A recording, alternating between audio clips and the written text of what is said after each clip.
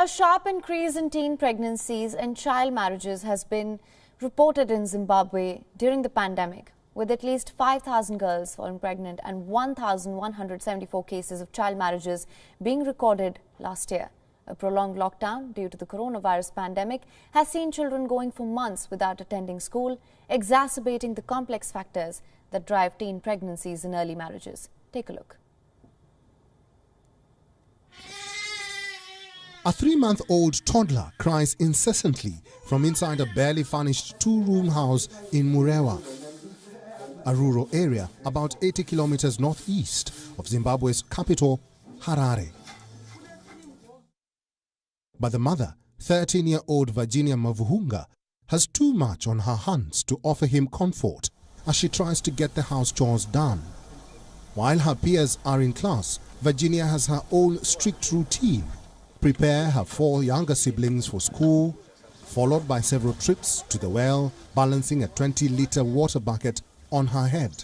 And then, to top it all off, head to the market to sell wild fruits. She does this on repeat every day. My aunt was the only one who knew I was pregnant. When I later decided to stay home from school, she called my teacher and told her I was married. Zimbabwe has seen a significant rise in teenage pregnancies since the start of the COVID-19 pandemic. With the strict 6-month lockdown that followed, the government enacted a law putting the age of consent at 16. Under the law, people convicted of sexual intercourse or an indecent act with anyone younger than 16 can get a fine of up to 10 years in jail. But most incidents never get that far. Lockdown led to the abuse of many kids by people they know or stay with, because people were just in one place spending more time together.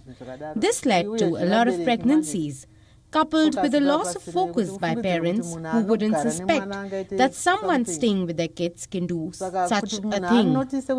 They didn't notice. They just thought maybe it's just good relations among kids or between cousins, not realizing there's something physical going on. This is what led to the problem we are facing.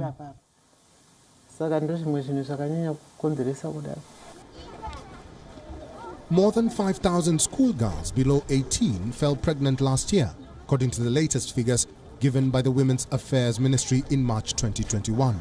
Authorities and campaigners say the figures are an understatement, as many cases go unreported. So we have quite a number of girls who fell pregnant because of the COVID-19 induced lockdowns. But still, because of the policy that we have, this Education Amendment Act, which allows them to come back to school, we have been having community outreach programs throughout the whole nation to encourage these learners to come back to school, to continue with their education, because it's not the end of the world.